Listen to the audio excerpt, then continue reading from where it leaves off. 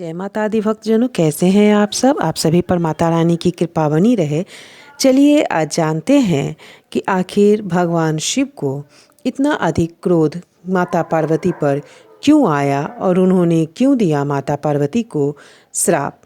इतना दृढ़ प्रेम होते हुए भी इन्होंने आखिर माता पार्वती को श्राप क्यों दिया। भिलनी कौन थी और शिव को फिर से पुनः भिलनी से विवाह क्यों करना पड़ा। शिव को दुनिया का सर्वोत्कृष्ट तपस्वी या आत्मसंयमी कहा जाता है। वह सजगता की साक्षात मूर्त है, लेकिन साथ ही मदमस्त व्यक्ति भी हैं।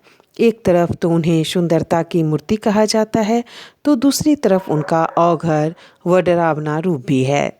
शिव एक ऐसे शख्स हैं जिनके न तो माता पिता है, न कोई बचपन और न ही कोई बुढ़ापा।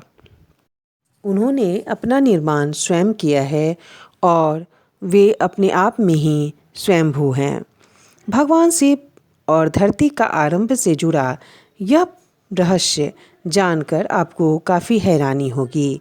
जहाँ शिव दुनिया के पिता है, वहाँ माता पार्वती प्रकृति हैं और बिना प्रकृति के जीवन संभव नहीं है। और इस कारण से माता पार्वती को शिव जी को पाने के लिए बारंबार जन्म लेना पड़ा। सबसे पहला जन्म उनका सती का था, सती रूप में था, लेकिन उस समय वो पूर्ण रूप से मनुष्य थी। उनमें दैवत्व का गुण नहीं था।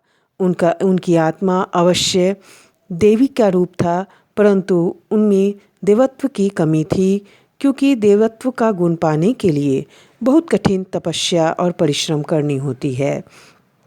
इसलिए पार्वती रूप पाने पर भी उनमें उतनी एकाग्रता और उतनी शिव की तरह ही चेष्टा नहीं थी।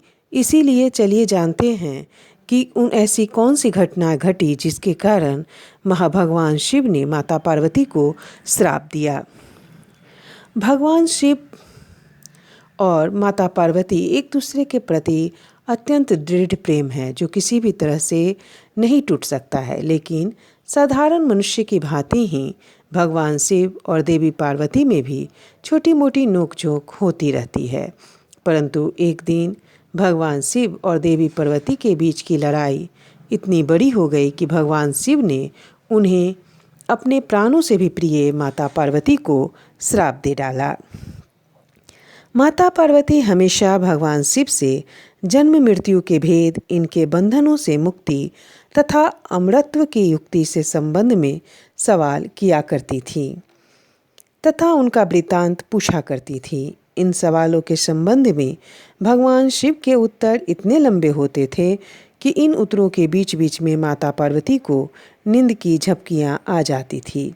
एक दिन किसी कारण से भगवान शिव का स्वभाव उखड़ा हुआ था तथा देवी पार्वती उनके पास आकर वेदों के बारे में पूछने लगी।